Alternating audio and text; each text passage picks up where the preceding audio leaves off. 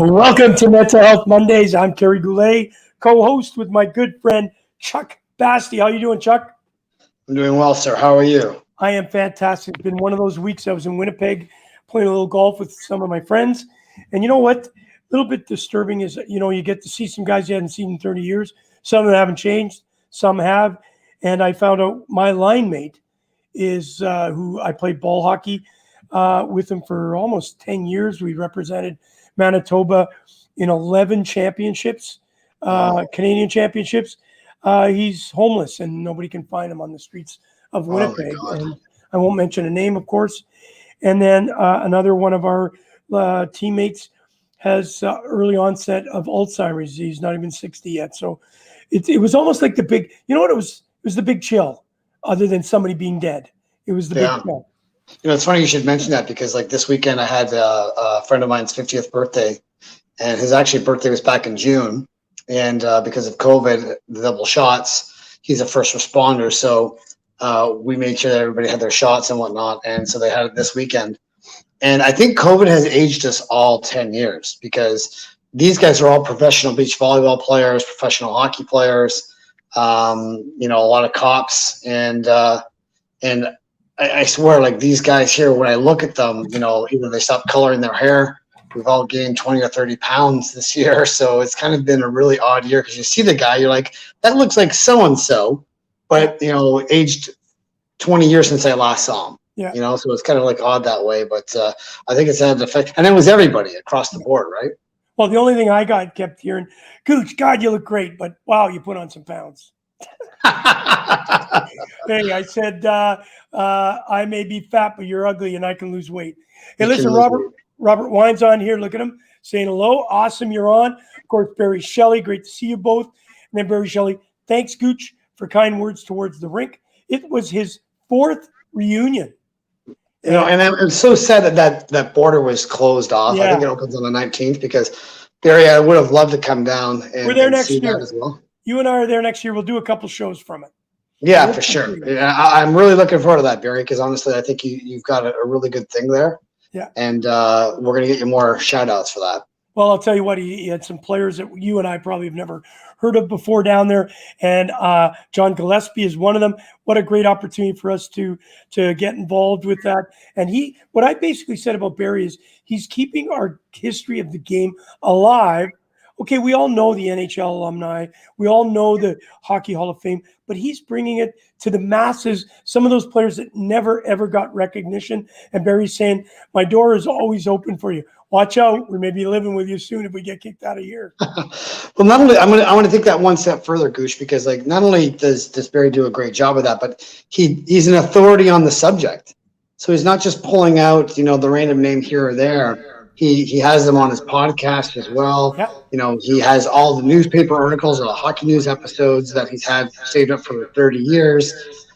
He has all these stories which are fascinating behind the scenes because those are the real pros. Those are the guys there that were living the dream without going to the NHL, and there's still a story to be told there. Well, you know what I think I equate it to? There's the Field of Dreams, and his is the Rink of Dreams, of course. So that's what you got to think. And they're coming out of the woodwork. Hey, listen, it's going to be a short show today. Obviously, we're really excited about what's coming up. We're setting it up for next week. We're going to talk about that for a few minutes. Of course, I'm excited about the announcement that you've made about Ron Maclean.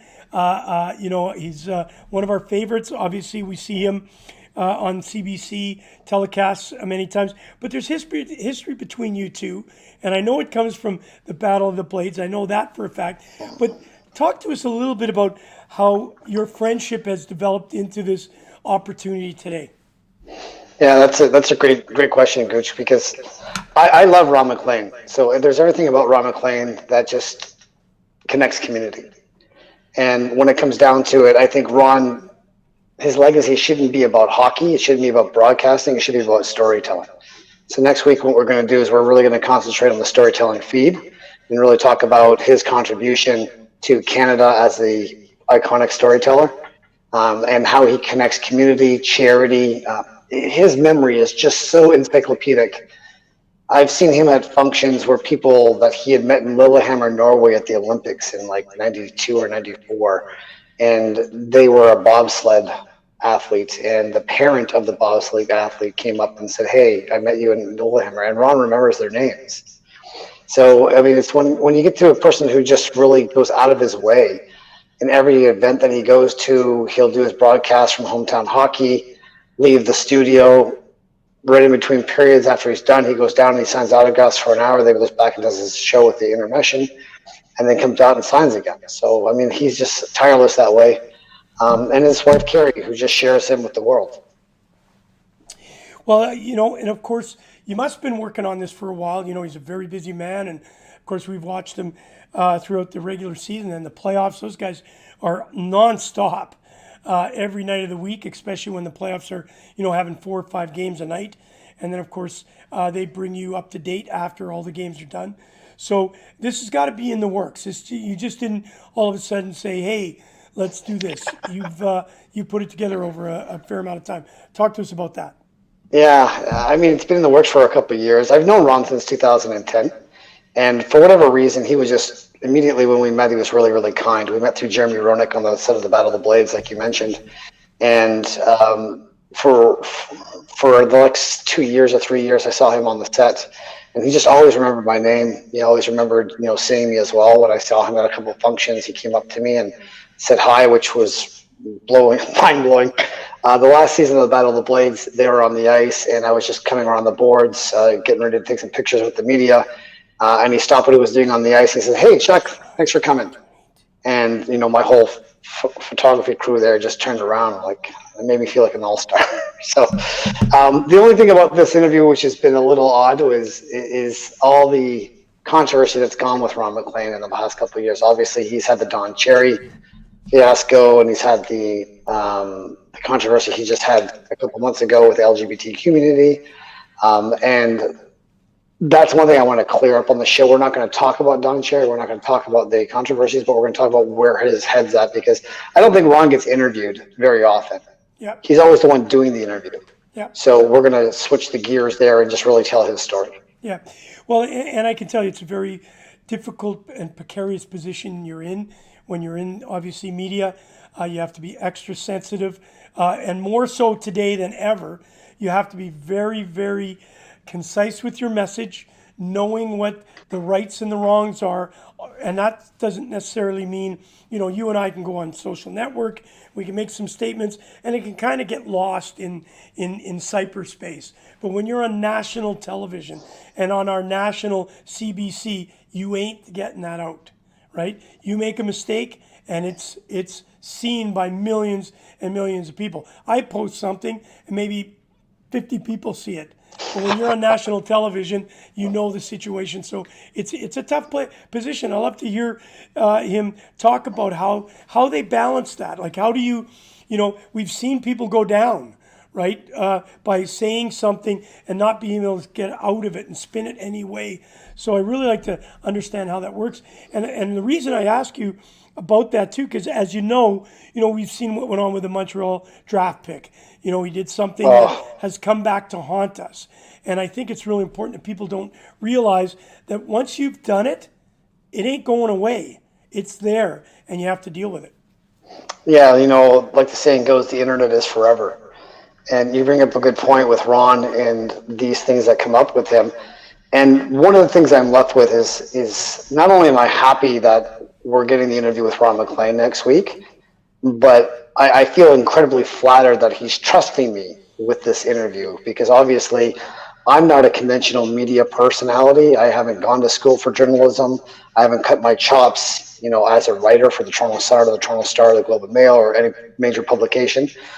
So to me, it's a great honor for him to give me the interview, because that to me means he trusts me with the narrative of where I'm going to go with the story and how I'm going to tell Ron's story in a very, I guess, balanced persona. And obviously I'm biased because I like Ron.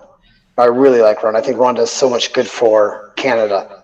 So I think his story deserves to be told properly for people who don't know him and only see him on TV or maybe see him at a function or whatever, but really find out who Ron Maclean really is and really get a better side and understanding of why he does what he does. And that's fantastic. I really excited about that. Listen, I completely agree with Carrie about media and its impact. Before the internet, there was a statute of limitations, unless told. Nobody knew. Now, as Chuck just said, with the internet, it is forever, and it's undaunting. And we're now learning that on the internet, it can come back and bite you in the bum if for a job interview. Right? It could be something that you've done that comes back. And we saw that with the goaltending coach for the Marlies also play a role in his not being hired. And that really is a fault of the MLSE, in my position, stating the facts that, hey, we didn't do enough due diligence. Today, you have to, because you do not know after you put this person in place, it doesn't come back out in 6 months where you've spent all this time, energy, marketing, and then you're in trouble. So I really like to listen to that perspective from Ron Maclean. And I know it's not going to be about hockey. You're going to be doing what? You told me off camera, and I just thought, wow, people are really going to want to listen to this one. Yeah, and I think they deserve to listen to this one because I don't think people really see the side of Ron Maclean other than what they see on TV. One of the great stories that I know about Ron that most people don't know is you and I had Brian Kitts from You Can Play Project on the show a couple months ago during Pride a month in June. And one thing that I loved about that was Brian Kitts had contacted me and said, hey, listen, Ron Maclean had reached out to me after this LGBT gaffe came out on air where Ron was accused of being anti-gay. And Ron had called Brian privately and said, hey, listen, can you give me an idea of how I could have handled this better or what I could have said or get a little bit more insight to how I can be more respectful. And he did that behind the scenes, and nobody sees that. And that's not really fair for a media personality who got wrongfully accused. And I don't think anybody who knows anything about Ron would ever accuse him of being anti-LGBTQ. And for him to have to carry that burden and then be able to clean that up behind the scenes when his heart is in the right spot, I think it's a lot of the Don Cherry right-wingers that are out there still haven't healed from thinking that Ron threw Don under the bus, and they're the ones doing the slandering as well. So we're going to cover that. Okay. All right. Talk to us. Give us one little tidbit that we could be looking forward to, a really upbeat story that that you can just pique our interest. You don't have to give it all. Just give us a little bit of a insight of what's going to be talked about. So I'll go back to 2015. Maybe it was 2014. So whatever the year was when Ron had lost his host job to Hockey Night in Canada to George Stroumboulopoulos. And Ron and I were at an event. We were at Conrad Lineman and Jane Rue's gallery for Can Fund. And Can Fund was throwing a party for Ron, and we were sitting there the last people to leave. And I was talking to Ron about, hey, listen, I don't know what to say that you lost your host job with Hockey Night in Canada. It's obviously got to be gutting, and I'm just really sorry. I don't know what to say. And he put his hand on my shoulder and he just said, hey, listen, I'm not really worried about it. I've had a wonderful run. These things happen. George is going to be a wonderful host. He's going to be a wonderful personality. And, I've got this new thing called Hometown Hockey that they've given me to. It's really exciting.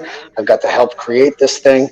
And I'm really looking forward to stepping away from that and trying something new. And if that doesn't work out, I've had a really good run. I'm really grateful for where I've been. And that really struck me. I was like, wow, because that would be gutting for anybody else on an ego side, just to get taken away from the national spotlight. And then, 2 years later, Strombo gets, put aside and they bring back Ron.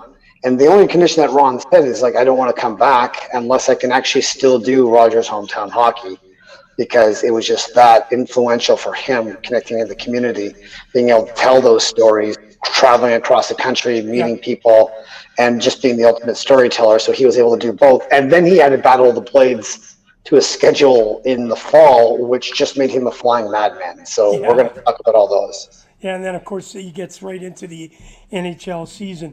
Yeah. And, of course, we're looking at a great startup this year, hopefully with the COVID situation kind of behind us. Really like to hear his perspective on the travel, how did he travel during the time and all that sort of stuff. So really looking forward to that.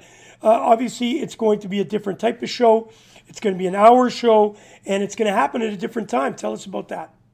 Yeah, so I asked Ron, what time works for you, and rather than doing it for the live show at 7 o'clock, like we always do on Mental Health Monday, he said, hey, listen, I can do it at 2 o'clock. And if Ron Maclean says I got 2 o'clock, you just move heaven and earth to make 2 o'clock work.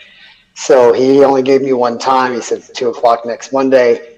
And I just said, that works perfectly. I don't know what I'm doing at that time, but I'll cancel it and you just make it work. And I was just overjoyed that he gave me that time. And again, the trust factor that goes along with, and I want to be clear, Ron and I aren't tight.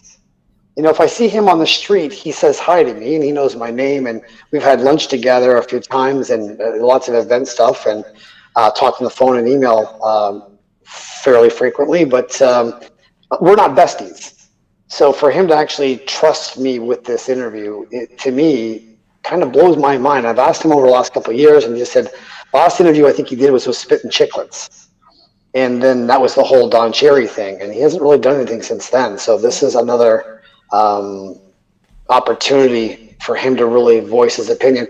And I'll also say Simon Whitfield, the triathlete for Canada that won gold in the Australian Olympics in 2000, did a wonderful interview with Ron Maclean at the Can Fund event when I was talking about in 2014. And I found that so entertaining and so funny and so fun that I'm going to try and model my interview with Ron just like that with Simon, because Simon killed it. And I was like, why isn't Simon doing way more, media and interviewing? Because he was a natural at it. And it was almost a stand-up comedy act, too, between those two as well. And it won't be quite as funny with my interview with Ron, but if I can get it half as good as that, I think I've done well. I know you will. Listen, Barry Shelley, so looking forward to the show. Would love any stories he may have about Hockey Night in Canada with the great Dave Hodge. Yeah, it's and you know what, Barry, Ron, I'll bring that on to the ticket because he loves Dave Hodge. Dave is obviously a mentor of his. And Ron has an encyclopedia memory of stories, and we will bring out the best of Dave Hodge in that question, I promise you. Well, that's fantastic. Of course, we're going to see that next Monday. We're really excited about it. Obviously, there's a change in time. We'll make sure everybody knows that. Really looking forward to it. You bringing such an established and well-respected guest as Ron Maclean is an absolute tribute to the ability for you to draw people on Connected Mental Health Show. So thank you for that. Listen, I want to obviously tell you that on Tuesday night, tomorrow night, on the Fired Up Network, we've got Concussed, and Mental Health Mondays will also be we'll be adding it to the Fired Up Network. So we'll broaden our base of listeners, 158 different podcasts around the world it'll be distributed to. That's really exciting. But tomorrow night, 7 o'clock, I will be doing Concussed, Understanding the Invisible Injury. In 3 weeks' time, Chuck, you'll be on talking about your concussions, which is really important. Tomorrow, I've actually got the producer, Jordan LaRouche, and it's really important to understand he would not be our producer had he not been concussed. So it's kind of full circle of how it kind of derailed his hockey career, and yet somehow he ended up being with us. So we're really excited about that. Barry Shelley would love that. Dave was so nice to do a shout out video to the players here at the rink. And that's fantastic when you get people like that doing such great work and them being recognized by Dave Hodges of the world and, of course, Ron Maclean. All right, as we wrap up, anything exciting go on for you the last couple of days? Yeah, it's the winding down of summertime right now. You got 2 more weeks until September before Labor Day comes in, and I'm just like, this is where did the summer go? Especially like we just finally got opened again.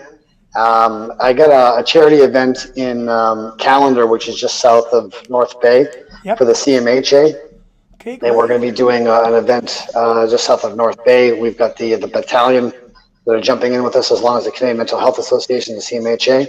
I'm really excited next week to announce my major sponsor on my show. Okay. So we've got Holy Chuck Burger, which just isn't just another great name as Holy Chuck, but it is a seriously sick burger. He's got 3 locations in Toronto, and I'm just honored he named his restaurant after me. Holy Chuck! Amazing. Holy Chuck, and we're going to get we're going to get Ron Maclean on next week to say, hey, listen, we need to, before you go, we need you to hear it. We need you to say, Holy Chuck!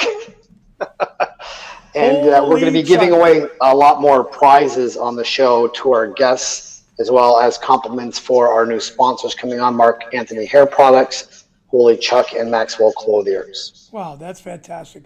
Really look forward to that. Hey, Barry Shelley, Gooch, what was your score this weekend or last weekend? My guess was 1 under par.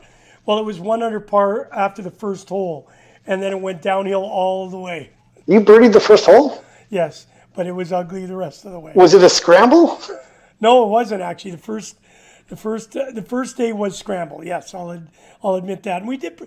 I think the team ended up, I don't know, -7, but the guys that won it were like -15. So we kind of got shell shocked there. And then the next day was it was a day where only the players were together, and you know, you were kind of showing up. My golf clubs, of course, didn't show up. Of course not. The airline from Toronto to Winnipeg, how did they get lost? They forgot to put them on the plane. So how much fun is that? Anyways, that's beside the points. Mental Health Mondays is really growing big, and it's because of you, Chuck. I like the Holy Chuck burgers. Holy Chuck. And I can't wait to make sure that's a C. Yeah, we're gonna give you some gift certificates so that way you can go down there and check it out. There better You're gonna be meet Johnny. There better be diet burgers, because all I kept hearing was, Gooch, lay off the all-you-can-eat buffets. Don't Yeah, take it there's so no serious. diet burgers. He's got a deep fried cheese bun. I mean, That's yeah. all right, Chucky, I'll let you wrap it up. Can't thank you enough. Really excited about next Monday. Congratulations, and I look forward to doing some incredible stuff over the next couple of months with Mental Health Mondays and your host, Chuck Bastie. Thanks, Gage. I just want to take the opportunity to say thanks to Ron Maclean for coming on the show next week.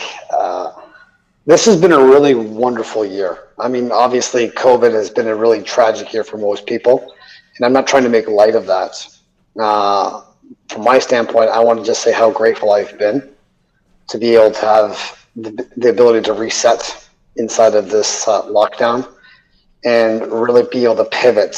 And this Mental Health Monday has been a great source of inspiration for me in getting guests for you to listen to and to answer some questions and be able to make a difference out there in everybody's life and bring more education and awareness to mental health and how it impacts you and your families and your relationships. So I'm really looking forward to seeing Ron on next week at 2 p.m. Eastern Standard Time. Do me a favor, please share the links. I'd like to try and make this show as big as possible. And obviously with my new sponsor, Holy Chuck, we're going to be able to really collaborate together and put this together and have a wonderful show. And I think this is the start of something really wonderful. So I'm really looking forward to seeing you next week with Ron Maclean, 2 p.m. Eastern Standard Time. And until then, hopefully you have a happy week.